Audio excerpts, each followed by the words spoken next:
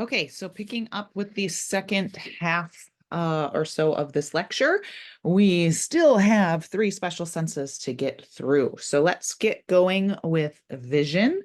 We probably can assume we're going to talk quite a bit about the eye for this one. But I would say in terms of complexity, we're starting to get pretty far up there, especially compared to what we covered for olfaction and gustation. So definitely a handful more slides on vision, but also, again, just kind of some more information than what we have been covering for the special senses. And then same will be true for hearing and equilibrium. So clinically, we're looking at the sense of vision.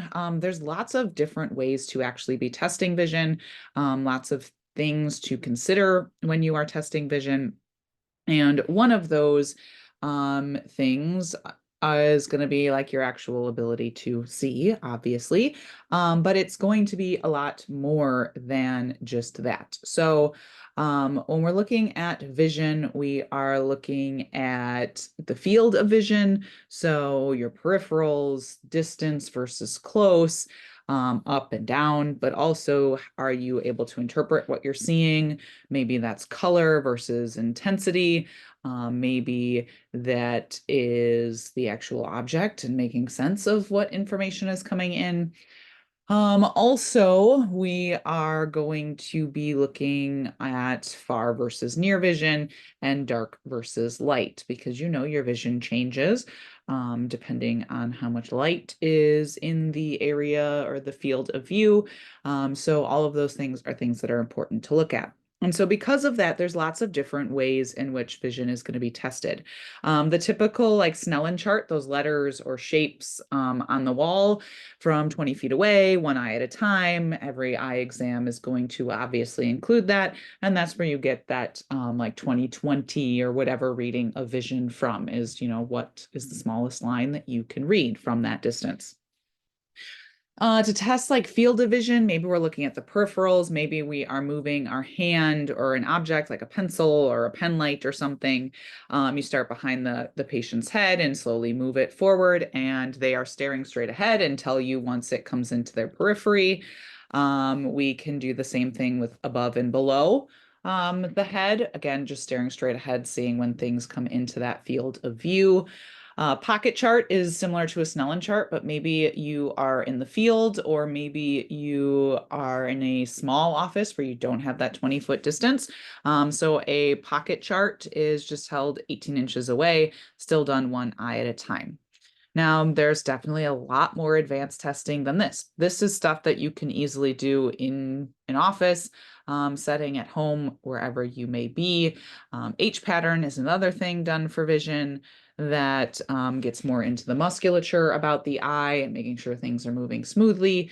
But again, all sorts of stuff, making sure there's not double vision, et cetera, et cetera.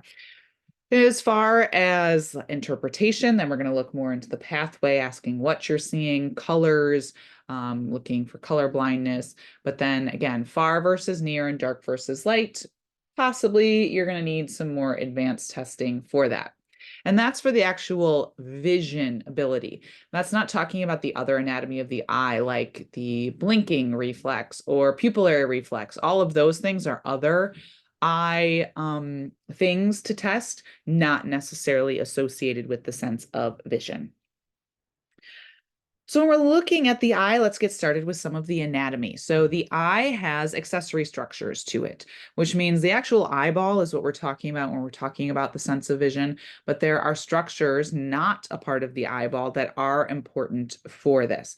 And that would be things like the extrinsic eye muscles, and we'll go into more details about those on the next slide, but those are going to be 6 muscles that attach to the eye and help move your eye so you can see in different directions. Your eyebrows, Okay, the eyebrows are an accessory structure. We may have just think of them as eyebrows, but they are there for a reason. Eyebrows are actually a huge part of communication, okay, nonverbal communication, your facial expression. You know that if someone's eyebrows look a certain way, you can say maybe they're angry or upset, or maybe they're surprised, or whatever it may be. They also have the function of preventing things from dripping into your eye. So if your head or your forehead is sweating, your eyebrows are there so that that sweat does not just drip down into the eye. It's gonna, fall to the floor or whatever, your is in front of you instead of going back towards that eye. Your eyelids. Eyelids, a fancy word for eyelid that you'll see in your lab list is palpebrae. Okay, so that's your eyelids. Palpebrae are going to have their own muscle in them that helps open the eye, does not close the eye. So, and the muscle's not on here. You don't have to know the muscle for our class, but it's called the levator palpebrae superioris, and that muscle is in the upper eyelid, and that's what opens your eye. But again, that is not what closes the eye. Eyelids function as a protective covering.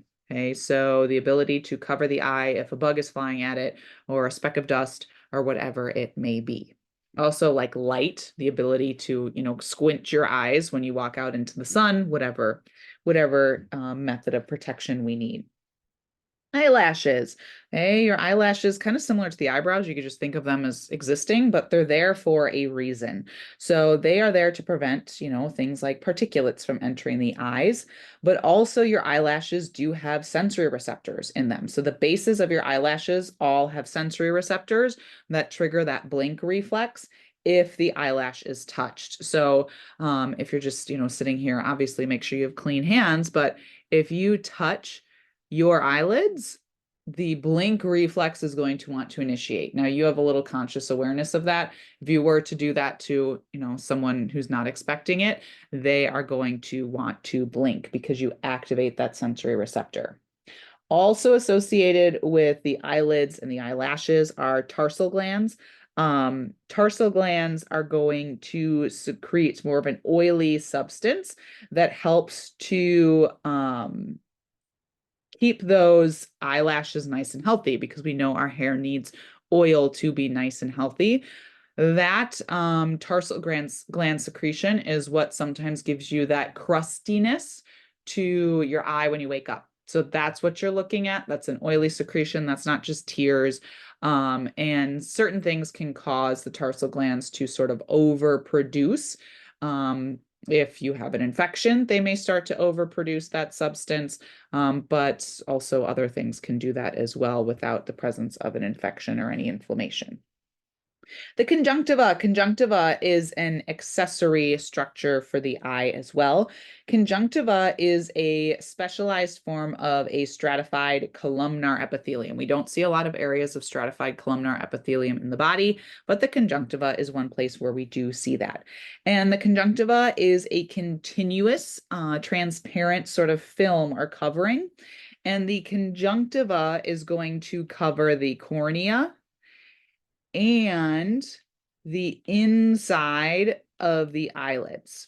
Okay, that's what the conjunctiva covers. And that's the only thing the conjunctiva covers. It's a continuous layer, which means the part on the cornea is connected to the part that lines the inside of the eyelid. And that connection is actually what prevents your like contact lenses from slipping to the back of the eyebrow. Because if we kind of look from a lateral view, so if this is the eye contained within the eye socket, okay, we know that the eye is round. And we got our nice lashes here. Okay, so the conjunctiva, I'm going to outline the iris and the pupil. The conjunctiva is over the sclera. The sclera is the white, or that should say, hold on. Why did I say cornea? I should not have said cornea here.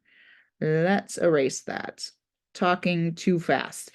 Sclera. Okay, that should say sclera. So the continuous surface over the sclera, the white part of the eye there. And that white part of the eye is going to be covered by that film, as is the inside of your eyelid coming down here.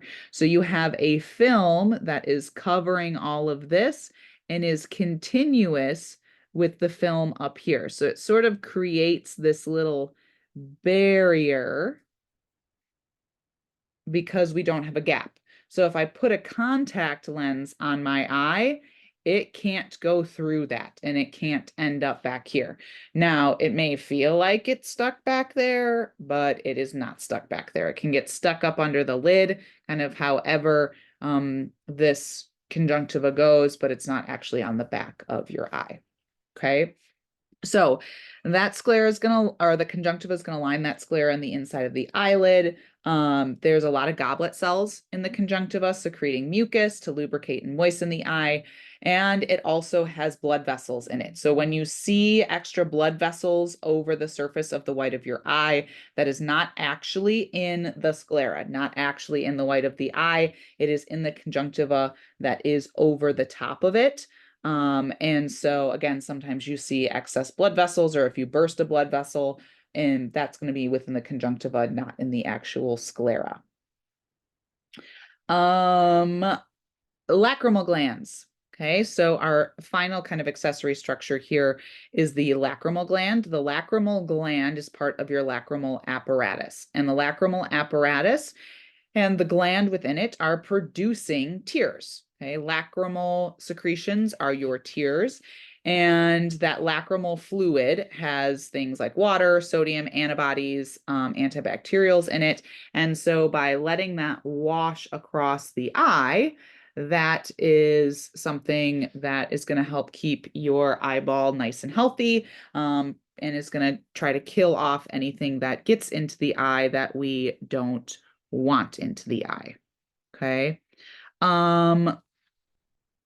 Also, really important is to realize where that lacrimal gland is located. Okay, so realize that in this picture, the nose is over here. So that's the medial side of the eye.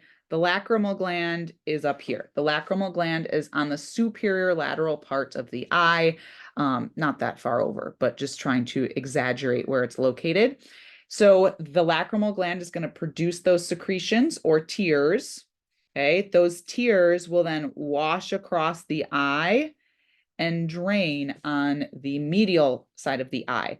And it drains into something right here, this hole. And that hole is called the lacrimal puncta. So the tears drain into the lacrimal puncta. You can see that on your eye. Go look in the mirror. You'll see that hole there that the tears are draining into. From the puncta, it drains into something called a lacrimal canaliculus. That drains into the lacrimal sac. Okay, so you have the gland here, puncta there. Puncta drains into the canaliculus, which drains into the lacrimal sac. The lacrimal sac drains into the nasolacrimal duct, which is in the nasal cavity. So that is why your tears are going to drain sort of into the back of your nose and then down into your throat. If you are producing a lot of tears, if you're crying, or it's cold out or whatever is causing your eyes to water, sometimes you notice more dripping kind of down the back of your throat, or maybe tears even end up coming out through the nose because you overwhelm the system. So all day long, the lacrimal gland is producing these lacrimal secretions. If it starts to overproduce for whatever the reason may be, that's when we see tears coming out of the eye. I said we come back to those, or actually, hold on, let me go back here. Okay, I know it's going to be hard to see this question because I drew all over the place, but we commonly call pink eye, or we call conjunctivitis pink eye. So if you've ever had pink eye, know someone with pink eye, that is conjunctivitis. People will say they have pink eye when they don't actually have pink eye. And the reason they do that is because they look in their eye and they say, oh, my eye's red. It's kind of irritated. I woke up with some secretions here. I have pink eye. I'm going to go to the store and I'm going to get eye drops and I'm going to be fine. I'm not going to go to an eye doctor. I'm not going to do anything. And then if you look it up and you research pink eye, you're going to see that it says if you have pink eye, you have to go to an eye doctor or it's never going to go away. And then people are like, well, no, that's not true. The drops from Walgreens worked. That's because you didn't actually have pink eye. Okay, if you have a conjunctivitis, if the conjunctiva is infected and inflamed, giving you a conjunctivitis, you will need treatment for it. Okay, it is a very severe thing to actually have pink eye. A lot of times what people get instead is more of a inflammation just to the sclera or just to the surface part of the eye. It is pink, it's irritated, it's itchy still, some similar symptoms, but not as severe as real pink eye symptoms. And they treat it with some over-the-counter drops and it goes away. In order for it to actually be a conjunctivitis, what is the doctor going to do? They are going to flip the eyelid up a little bit and make sure that the inside of the eyelid is pink too. And that tells them the entire conjunctiva is inflamed. We have a pink eye that is going to need to be treated. Okay, now we'll move on to those extrinsic eye muscles. So extrinsic eye muscles, okay, there are 6 of them. This table is something you're going to want to fill in the details of.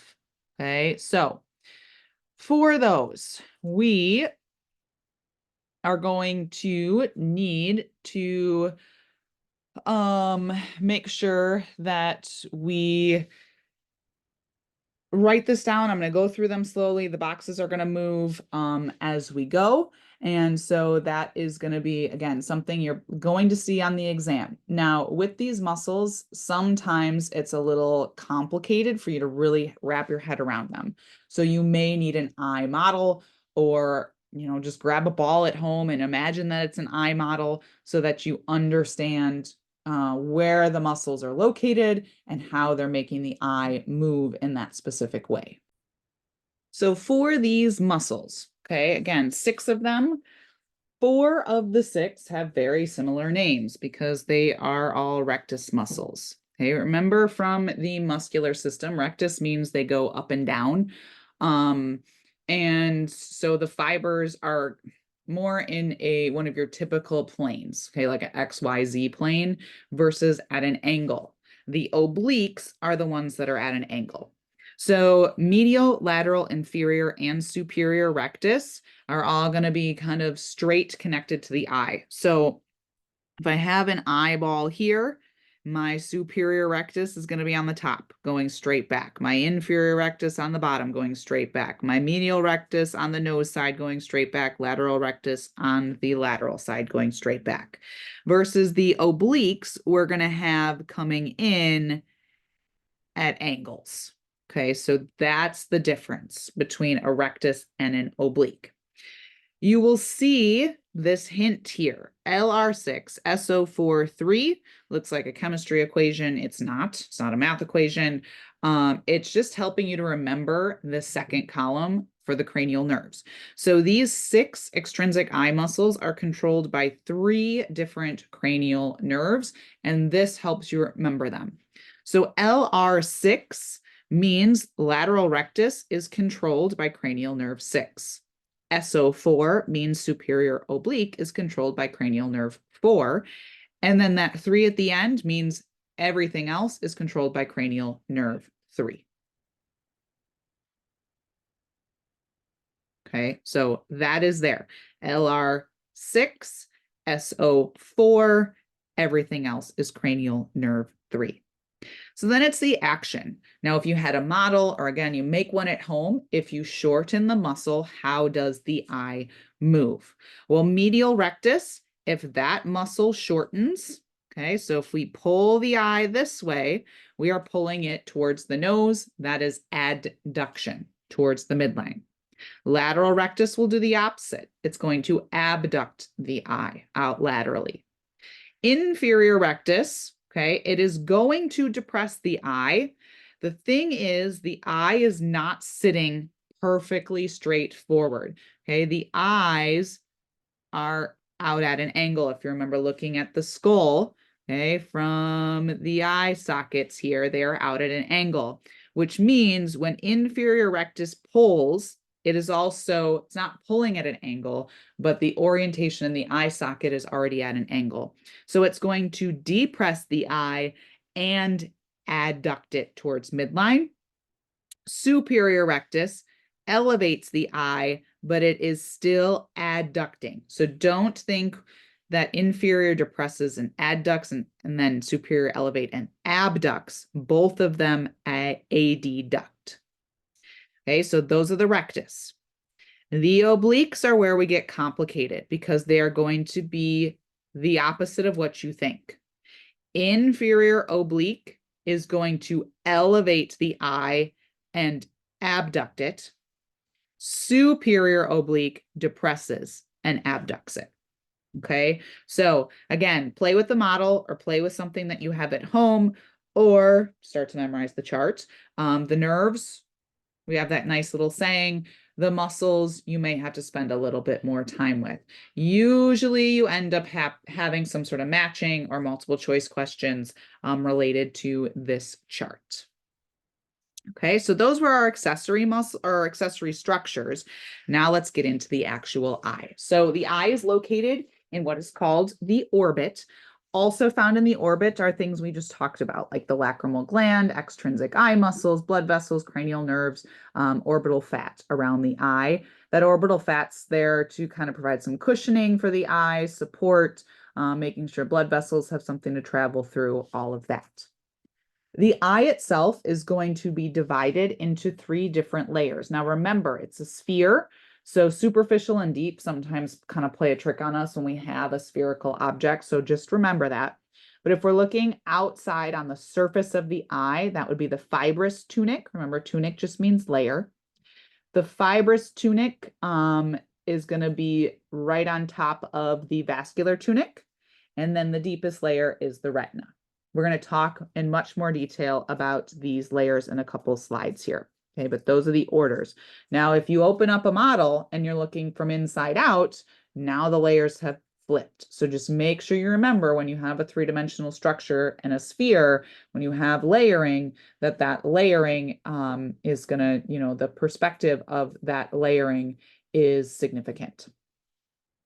The eye is also divided into 2 cavities. So the 2 cavities are actually separated by the lens. Anything anterior to the lens is anterior cavity. Now, the anterior cavity gets more complicated because it is further subdivided into 2 chambers, and that is going to be separated by the iris. Okay, so if I'm looking at the eye, the lens is going to be kind of here, okay, more in the anterior side of the eye.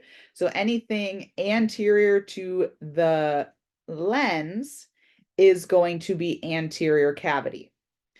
But within the anterior cavity, we have the iris, and that's what gives us another, the chambers now. So the anterior chamber goes from the cornea or the clear covering over the front of the eye to the iris, and then behind that is the posterior chamber. So the chambers are both within the anterior cavity. The anterior cavity is filled with fluid, and that fluid is a watery fluid that is continuously produced and drained, hopefully, because if not, if it gets blocked, that's where glaucoma comes from. That fluid is called aqueous humor. Okay, that aqueous humor, again, very liquidy, very watery fluid. Everything behind the lens, this whole area back here, is your posterior cavity. And that has fluid in it as well, and it's called the vitreous humor. Vitreous is a thicker fluid. It is more of a gelatinous fluid. It's going to fill that entire cavity. It's actually produced during embryonic development and stays there permanently. So the vitreous humor in your eye right now is the same vitreous humor that was there when you were born. The vitreous humor, that thicker gelatinous fluid, helps that retina stay flush to the back of the eye. If you start to get that fluid separating or maybe dehydrating for a reason, your retina is probably going to detach. And once your retina detach, you no longer have vision in that eye. Okay. We do an eye dissection in the in-person versions of this class. You'll need to watch it for a discussion post and as part of the lab, but those fluids are very distinct when we do that dissection. You're able to tell the difference very well.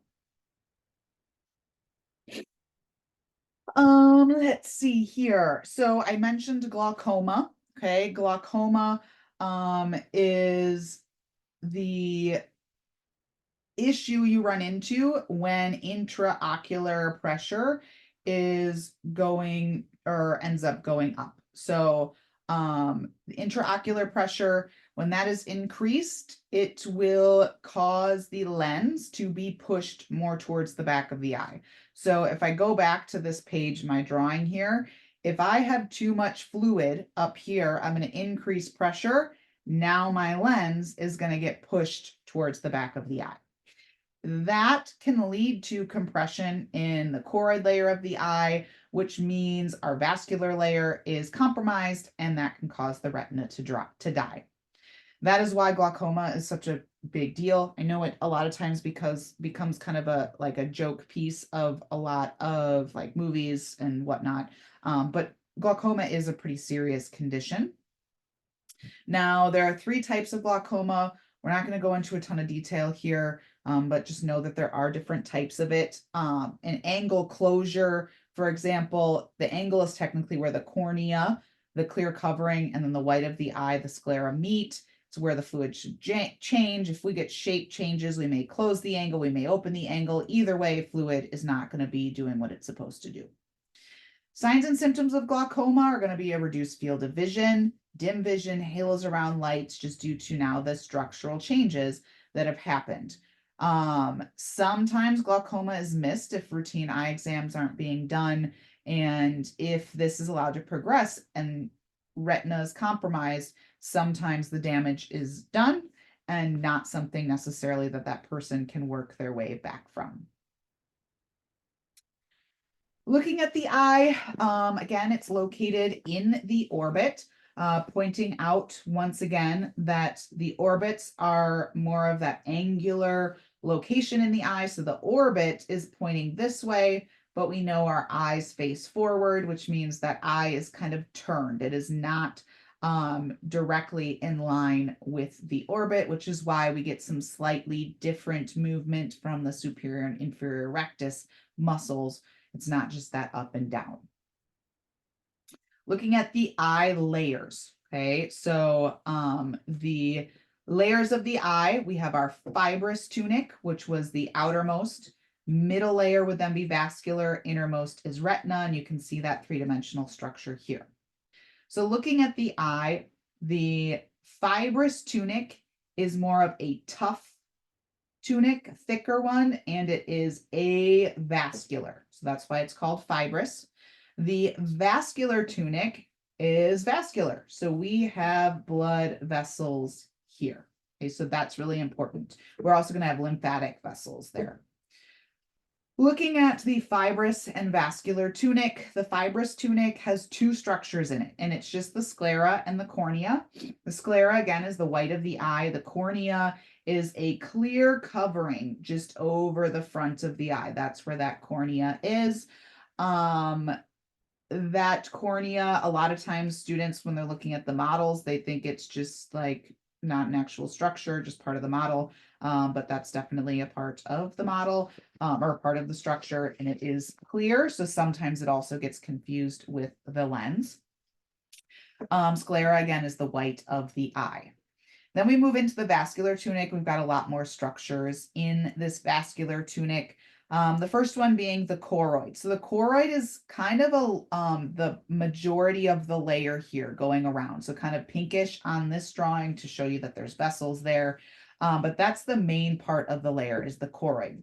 Now, the reason that the choroid is kind of darker in color is because there are melanocytes here. And if we think back to A&P1, one of the first couple weeks of A&P1, you talked about melanocytes in the skin producing melanin. The other activity done by melanocytes is light absorption, which is how melanocytes protect us from UV radiation and UV exposure. Having these cells in the eye provides the same protection. So we are protecting the eye from excess light coming in. It also helps focus the light by absorbing it so that we can put the light directly on the best vision, best visual areas. So having melanocytes in the choroid is very, very helpful. And for that reason, the choroid is a darker color than the rest of the layers. The ciliary body is also a part of this layer, and that is going to be located in this region here. That ciliary body is going to have multiple parts to it. It has ciliary processes, those secrete that aqueous fluid, and then it has ciliary muscles that are going to attach to the lens. We can see the lens in the middle here. The iris is a part of this layer, and that is the colored part of the eye. So the colored part of your eye is called the iris. The iris is actually a smooth muscle, okay? And that means that it's going to contract or relax. When it does, it changes the size of the pupil. Pupil is not an actual structure, technically. It's just an opening. So the hole in the opening of the iris is the pupil. The black part of your eye when you're looking at your eye is not an actual black structure. That is the hole in the iris, and you are seeing into the eye through that hole. We have that pupillary reflex where the pupil is going to change sizes depending on the amount of light coming in. Bright light, the iris constricts, makes the pupil smaller. Low light, the iris relaxes, making the pupil bigger so that more light can come in. Then we get to the retina. The innermost layer is the retinal layer, and that's going to be divided into a pigmented layer, which is more of the external part of the retina, and then the neural layer, which is more internal. That pigmented layer has a lot of really important stuff in it. Okay, the pigmented layer is going to have vitamin A. Vitamin A is going to be really important for the health of the photoreceptor cells. The pigmented layer, because it is pigmented, helps absorb light so it doesn't scatter throughout the eye. It's also going to allow nutrients to get from the choroid layer into the retina. And this is where one of our photopigments is formed. That neural layer is then where we find all of our cells, like our photoreceptor cells, the neurons that are going to take that light and convert it into messages for the brain. This picture just helps show those cavities besides my very, very struggle bus drawing that I did. Okay, we have our posterior cavity here. This is the lens, which is the dividing point between the posterior cavity and the anterior cavity. And then remember, the anterior cavity is further divided into the anterior and posterior chambers, which are separated by this iris here. Remember that lens, okay, is the main dividing point for the cavities. It is transparent. It's a disc, feels like a marble when we dissect the eyes in class. That lens is held in place by suspensory ligaments, which attach to that ciliary muscle. So that ciliary muscle has these suspensory ligaments going to the lens, and that is going to help to change the shape of the lens to focus the light onto the retina. And this just kind of brings it all together. This is actually more how the humors are going to drain. So just trying to show you how the humors drain. And again, if we don't have drainage, then that's where we get the buildup, increased pressure leading to glaucoma. So this image is in your textbook and additional details can be found there if you're really curious about production and drainage there. Let's get into more of the microscopic anatomy for the eye. So the neural layer of the retina, the innermost layer of the retina, is the layer where we have all of the cells and the neurons. Okay, that's why it's called the neural layer. And there are multiple layers of cells here, just like we've seen for all of our special senses. And specifically, we're going to have 3 different layers of neurons. So when I'm looking here, okay, I can see where this is. This is where the light is coming in to that posterior cavity. This would then be the choroid. So we are just kind of helping you get your perspective here. So closest to the choroid is where we find these photoreceptor cells. So deepest in the neural layer of the retina is where the photoreceptor cells are. And there are two different types of photoreceptor cells. We have rods and cones. Rods are a rod shape, cones are a cone shape. The rods are function in dim light. So they are there for kind of black and white vision for low light situations, and that outer portion of them is a rod shape. The majority of them are rods. The majority of the photoreceptors are rods. So what you're seeing here, all of these yellow ones, those are rods. The cones are these blue ones. They have a cone-shaped outer portion. They are for bright light and for color vision. Those photoreceptor cells are going to absorb light and start the process of turning it into action potentials. Bipolar cells are these ones in here. So those bipolar cells have a bipolar arrangement with the axon and the dendrites. The dendrites are over here with the rods and the cones, and the axons are then projecting towards our next cell, which is our ganglion cells. The ganglion cells are what are going to form the optic nerve. Okay, so the photoreceptor cells do not make up the optic nerve, the ganglion cells do. There are supporting cells in this region as well. We have horizontal cells. Okay, these horizontal cells we can see right here. Okay, that is between the photoreceptors and the bipolar cells. And then we have amacrine cells between the bipolar cells and the ganglion cells. So those are going to be more of a supportive function. Let's see. In terms of the pathway of light, so light is coming in through the pupil over here, makes its way to the retina. It is going to pass through the ganglion cells, through the bipolar cells, through the photoreceptor cells before it finally binds. And then the signal is sent out in reverse. So our little graded potentials, our photoreceptor cells absorb the light, send a graded potential to our bipolar cells. Bipolar cells get a graded potential to our ganglion cells, and they are going to send graded potentials out through the optic nerve. Within that neural layer, there are specific areas or regions that have really significant importance. One of them is the optic disc. The optic disc is also called the blind spot. And this is a blind spot because there are literally no photoreceptors there. Okay, so that is actually the area where those ganglion cells are forming the optic nerve. So if I'm looking at this here, the optic disc looks like this when we're looking at the back of the eye. The other side of that is going to be the optic nerve. There are no photoreceptors there. We have no sense of vision. Just lateral to that, we find the macula lutea. The macula lutea has a central area called the fovea centralis. That is the area of your retina with the sharpest, best vision. You have tons of cones there. Okay, cones are in the centralis, best vision.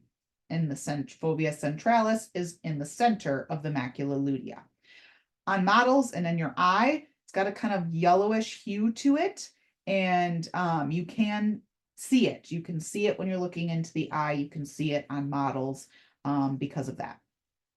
The rest of the retina, besides the optic disc, does still have photoreceptor cells, but primarily we're going to see rods, not as great a vision, mostly black and white, low light vision happening everywhere else. Now, something we have to mention is we are talking about getting this light in, causing these signals to be sent out.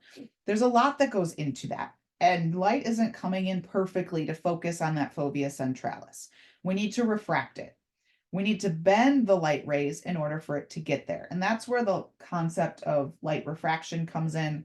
This is more of like a physics concept. We're not going to get into a ton of detail, but realize because we have different fluids in the eye and because we have different shapes to these substances that light passes through, that's where we get this refraction from.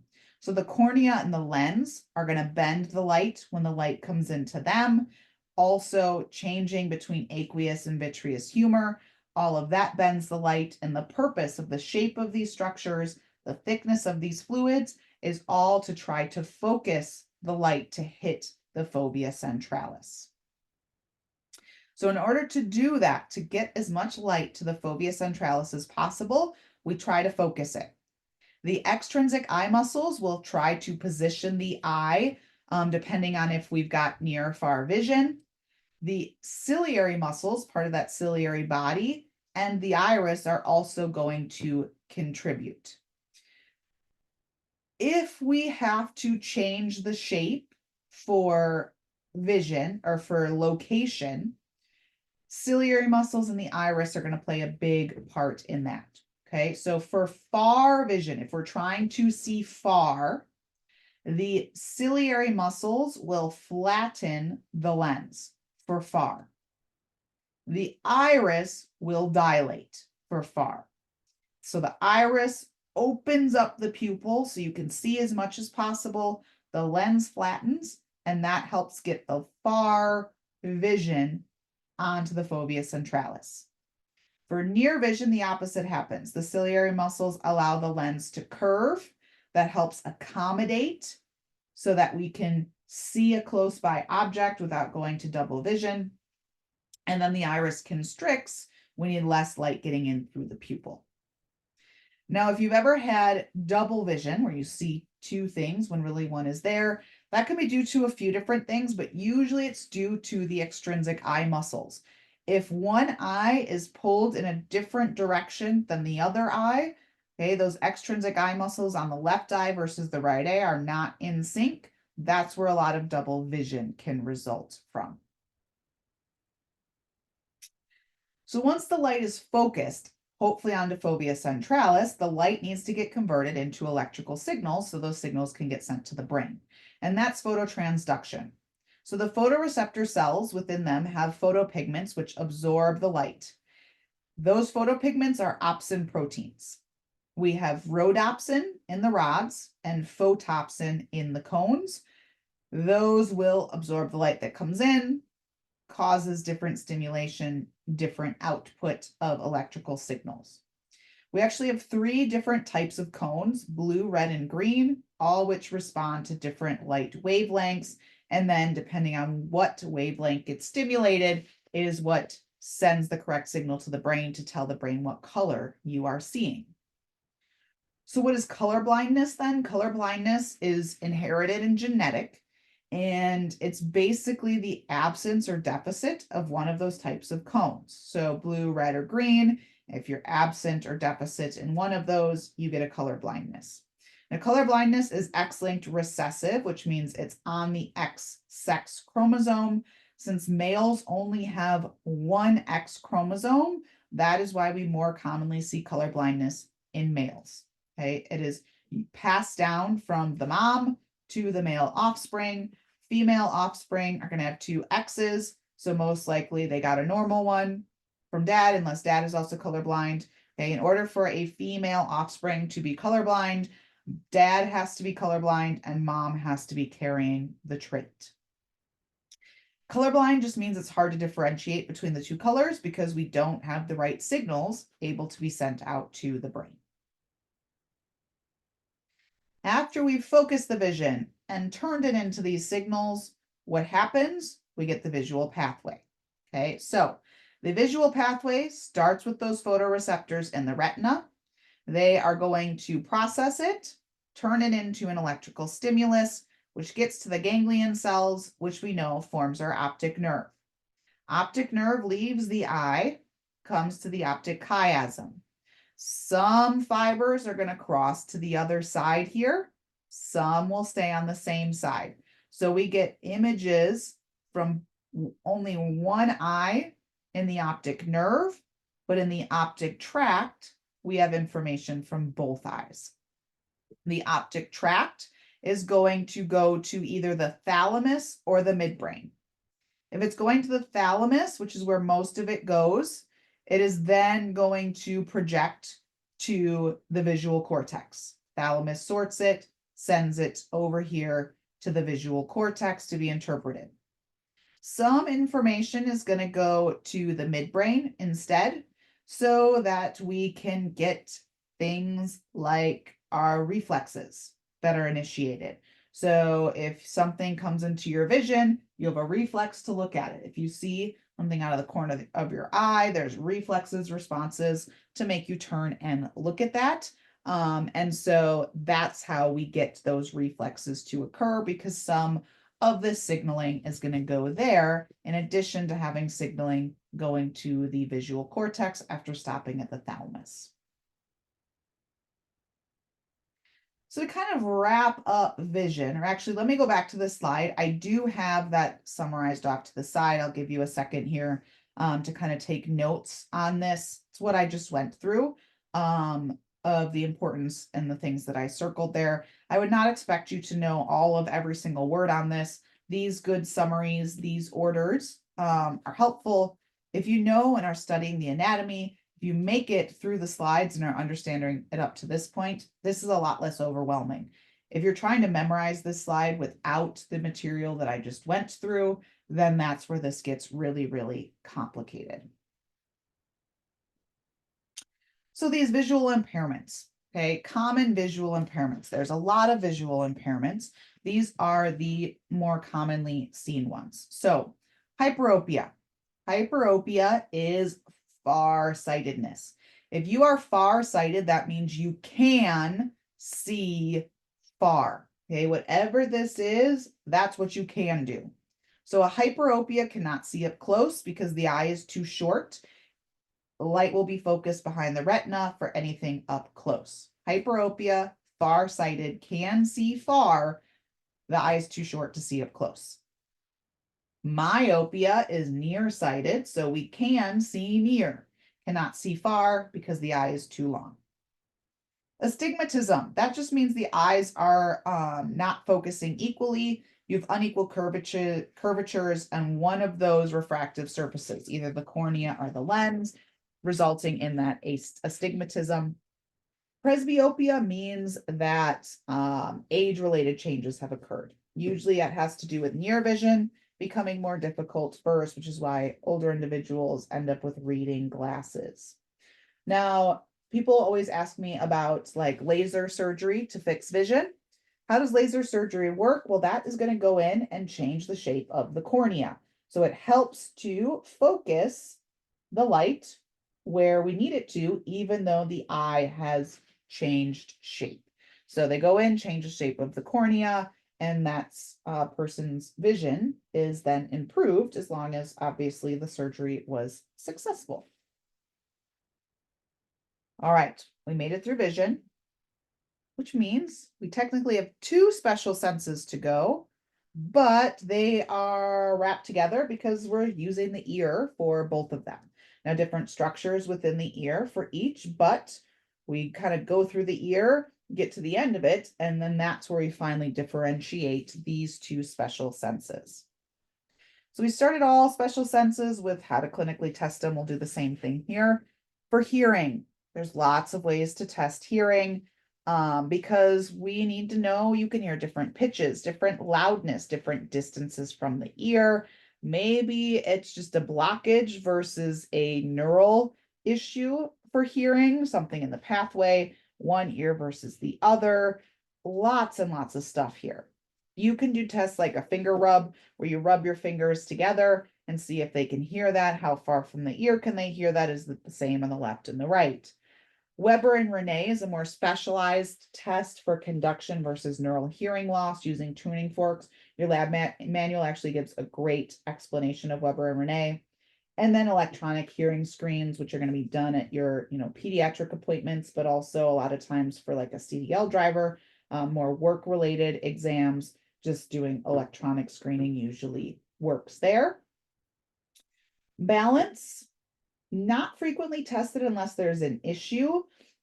You can just kind of observe someone walking to know how their balance is, because usually if balance is off, there's going to be significant deficits in symptoms that are shown. For this, think field sobriety type testing. Can you stand on one leg? Can you stand on one leg and touch your nose with your finger? Can you walk a straight line? All of that is testing the balance system. If you need to do balance testing, if there's a balance complaint, usually you need a lot of specialized equipment to do that. A chair that can spin and then lay the person down. Different visual tracking things leading to balance changes because of how the brain's perceiving. There's a whole bunch of stuff associated with balance testing. There are some coordination tests, though, that are pretty easy to do, but those may not be off if the ear is the issue. So balance testing does get a little complicated, but some field sobriety testing can give you a nice sneak peek of what's really going on with balance. So both hearing and balance are associated with the ear. The ear is divided into 3 regions: external, middle, and internal, or inner, and we'll go through each of them individually. So let's start with external. The external ear should be filled with air. So you should not have things in it. You shouldn't have liquid in it or anything. The only thing you may find in the external ear would be something like earwax. The fancy word for earwax is cerumen, and cerumen is made by ceruminous glands. So we'll find ceruminous glands in the ear canal, and that's making cerumen. Now, cerumen is there for a purpose, even though we like to clean it out and get a little obsessive over that.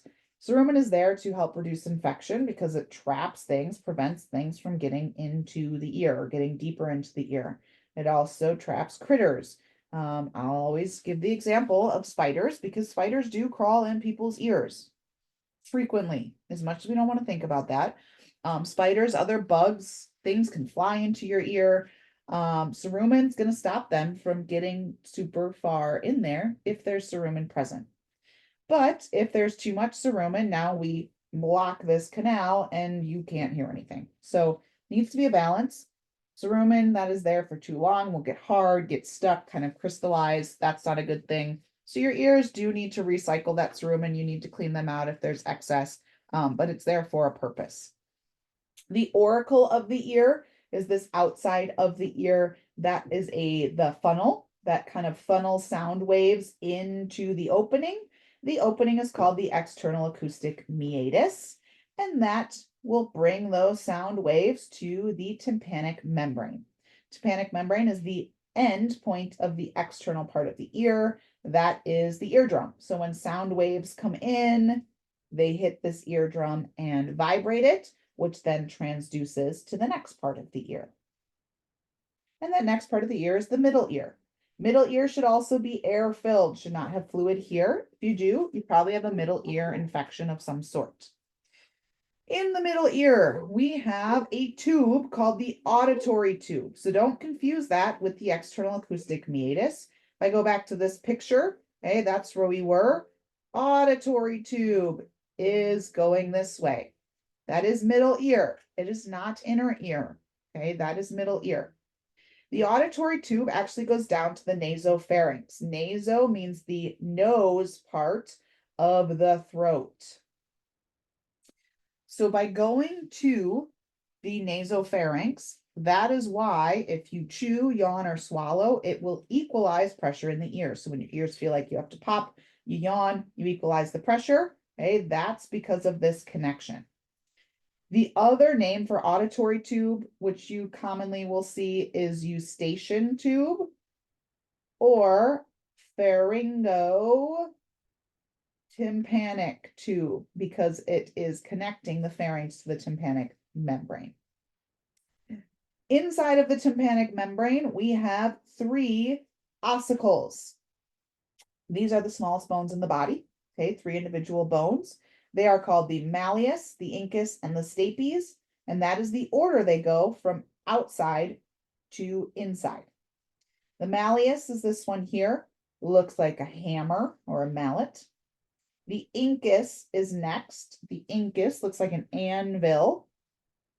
Okay, and then the stapes is this one here. Okay, that looks like a stirrup, like you're riding a horse.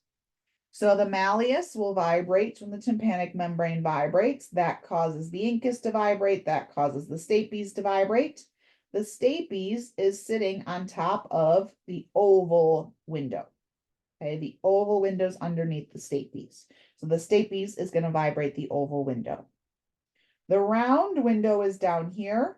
Okay, the round window not associated with the ossicles, but that does also provide a separation between the middle and the inner ear, which is where we're headed next. Associated with the inner ear is, or middle ear, sorry, middle ear is otitis media. Otitis media is a middle ear infection. Usually when someone says they have an ear infection, they're talking about otitis media, but you can have inner and external ear infections as well. Most common in young children just due to general germs and viruses, but also just the shape of their canals.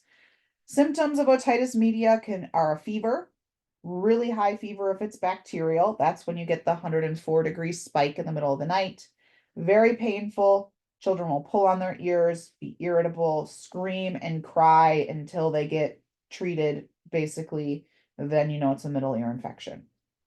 Tubes sometimes are put in ears to help drain and prevent the fluid from building up because there shouldn't be fluid in the middle ear. If there is, we get an otitis media. Viral otitis media should go away on its own in 12 to 14 days, but they're going to want to watch that fluid and make sure bacteria doesn't build up and become a bacterial ear infection. When tubes are put in, eventually they just grow out and then the hole kind of fills up. Tubes used to be super common, still are somewhat common if a kid has repeated ear infections. There are a lot of people who are against putting tubes into ears only because they say, which is true, there shouldn't be fluid there in the first place, so why is the fluid there? Okay, the tube is just providing the band-aid for the issue. We need to figure out why the fluid is there and prevent it from being there. Maybe it's allergies, sometimes it's food allergies, environmental stuff, other things that aren't being treated because, oh, we'll just put a drain in. Kids that end up having repeat tubes, definitely you should be looking into the root of the problem versus just continuing the band-aid. There's not risk with these tubes, but if the ears are inflamed, they're probably having inflammation somewhere else too. That should be, figured out because maybe those food allergies are causing, symptoms of irritability or inability to concentrate, things like that. And yeah, now the ear infections are gone, but now we aren't focusing on other things that are an issue.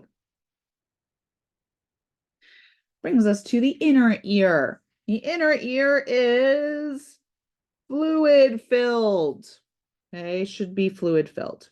So the inner ear is where we have a lot of structures in here. Okay, there is a part of the inner ear called the bony labyrinth. The bony labyrinth is kind of what we're seeing here. So the bony labyrinth is made of the cochlea. Okay, the cochlea is the part that looks like a snail shell or a seashell. The vestibule is kind of this middle region in here. And then the semicircular canals are our roller coaster loops. Okay, so that's the bony labyrinth. Inside the bony labyrinth is the membranous labyrinth, kind of lines the bony labyrinth. And now we just kind of change the names of some of the structures we talked about. So the cochlear duct is inside of the cochlea. The saccule and the utricle are inside the vestibule. And then the semicircular duct is inside the semicircular canals. There are fluids within the membranous labyrinth. So endolymph is what you find in the membranous labyrinth.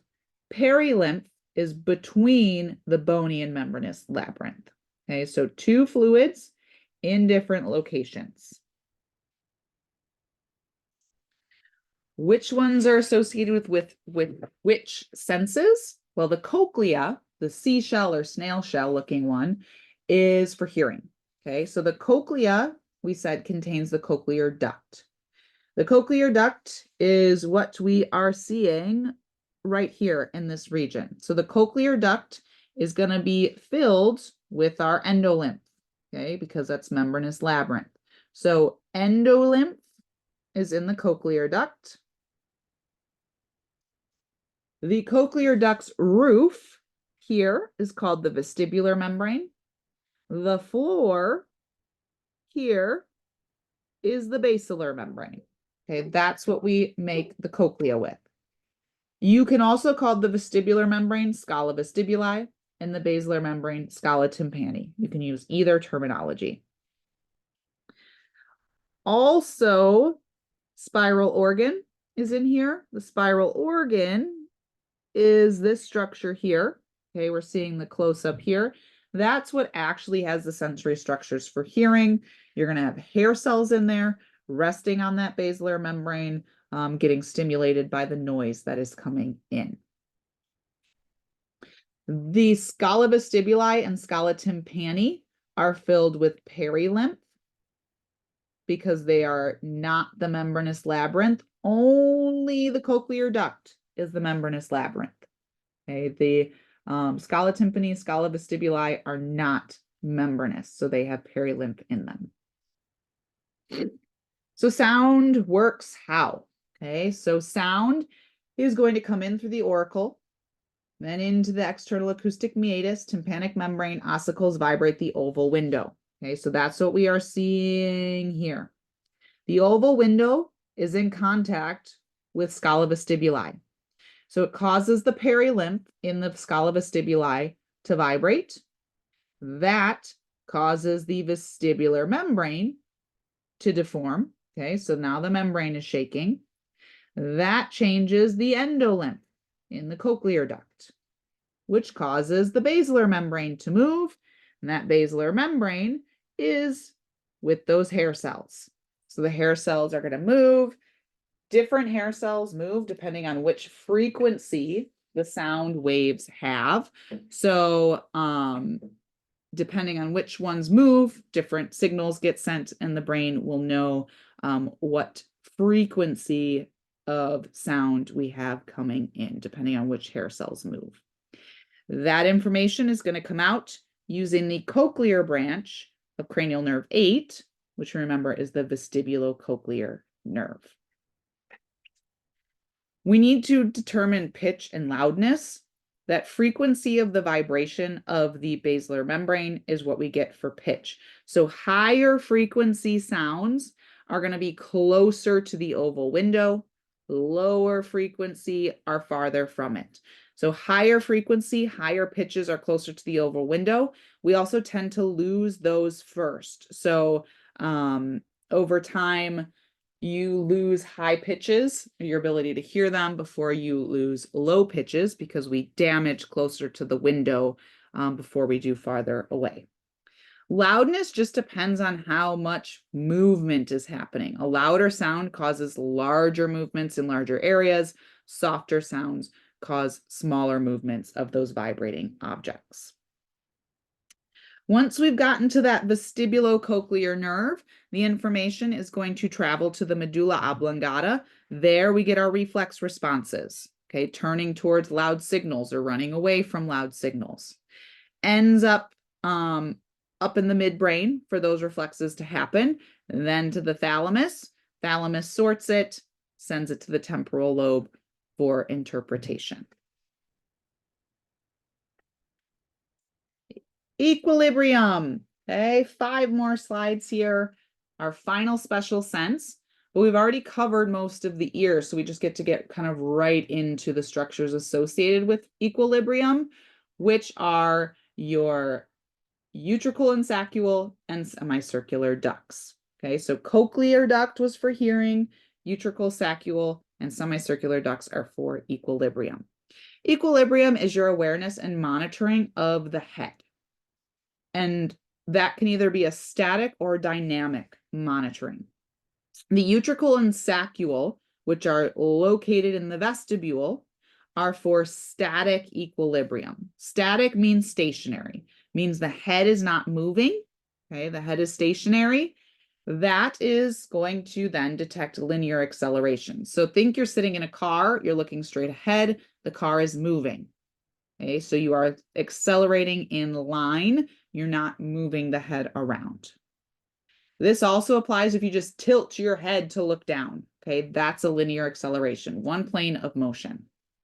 The semicircular ducts are for dynamic equilibrium, which means rotational. If you shake your head, no, you spin your head in circles, you rotate your head around, That is dynamic equilibrium. That is more of an angular change. So looking at those more specifically, for the static equilibrium, the actual sensory receptor is called the macula, not the macula lutea, different structure.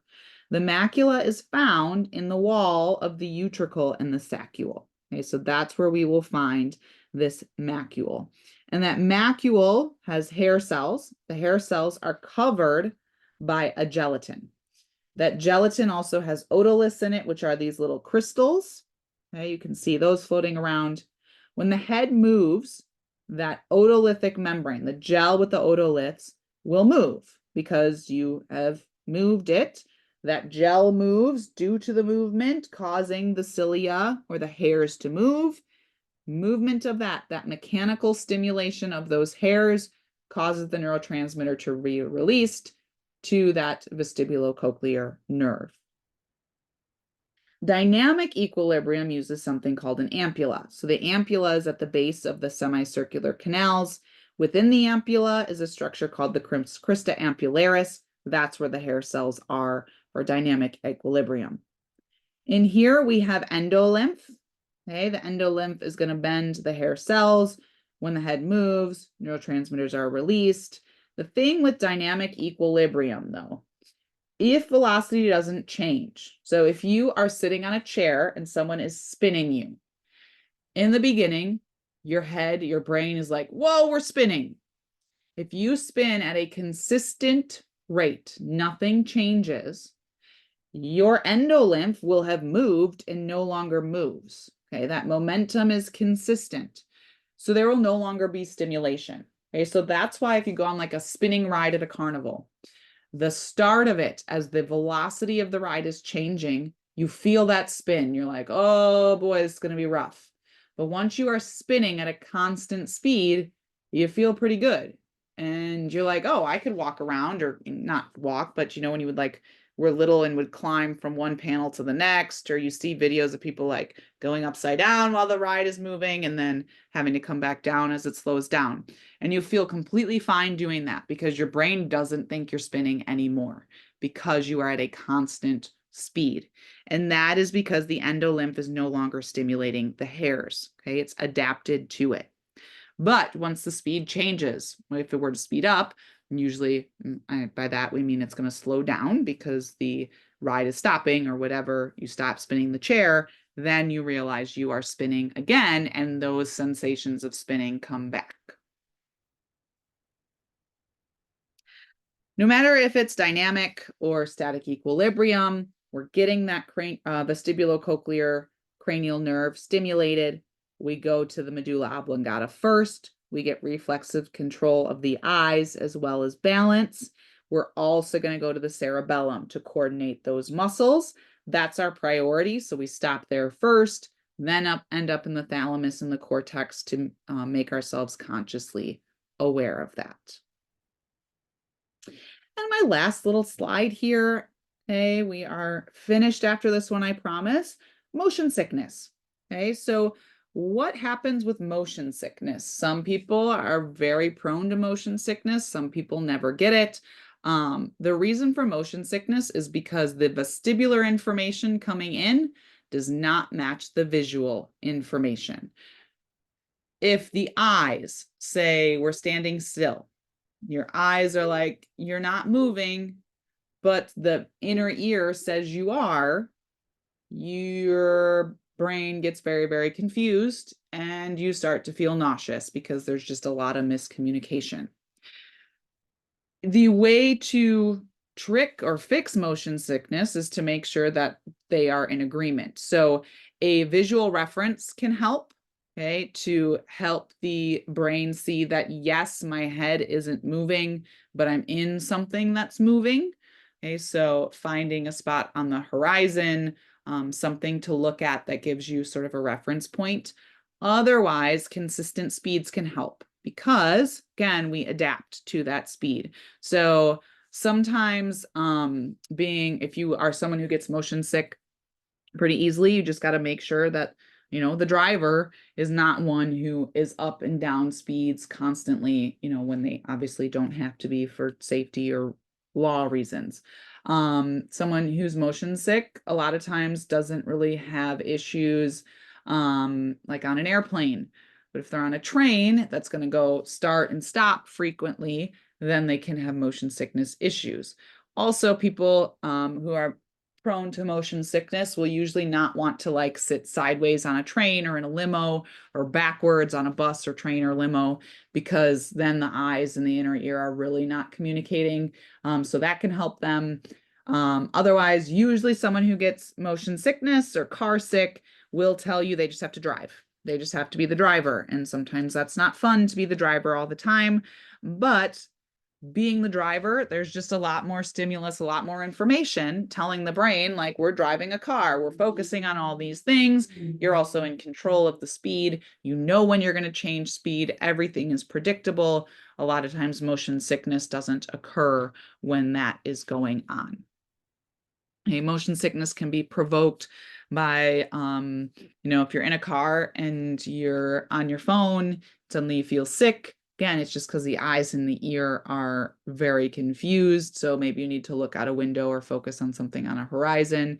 Kids who are prone to motion sickness, a lot of times like can't play with toys in the car. They can't watch a tablet, can't watch a TV or a movie. So road trips can be difficult because they have to make sure that the brain understands what's going on. And if they're looking at a device or playing with a toy, it doesn't.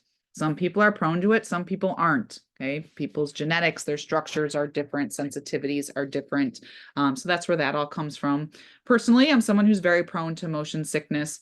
Cars are really the main thing that gets me. If I drive, I don't have that issue. So I drive everywhere all the time. But as soon as I'm a passenger, if I don't take proactive steps for it, it's going to affect me. This is why, and I have 4 kids, and for all of them, I drove myself. Well, my husband was there, but I was the driver to the hospital because I do not want to be motion sick and then start to, go through this process. I do fine on an airplane. I do fine on a train as long as I do what I'm supposed to do, which is, find a visual spot. I can't be on my phone. It sucks because, like, I love to read. And there have been times where I've been in a long car ride or a train, and I wish I didn't have to drive the car because I could read an entire book on the car ride, but I would be sick the whole time. I have a couple, not all of my kids, but 2 of my kids so far get motion sickness. Some of my oldest has grown out of it a little bit, actually, so she can start to do some of those things in the car. I think things have just changed physiologically, which is wonderful. But certain things will still provoke her. When she was younger, that was, the toy thing. If she would like sneak a little toy in the car on the way to daycare, and if I saw her playing with it, I'd have to stop it right away. Otherwise, I know she'd be sick. Otherwise, all of a sudden, she tells me she doesn't feel good, and I turn around and she's got a Barbie in her lap, and that's just how it goes. So, just a very interesting little phenomenon. All right. That brings us to the end of chapter 16. Make sure you realize this was part 2. So make sure you've done both part 1 and part 2. This is the only chapter in this first module, at least for the course at the time of the recording of this. Lots of information here. Make sure that you work with the lab stuff. The lab identification of the structures can really help the physiology of this module come together.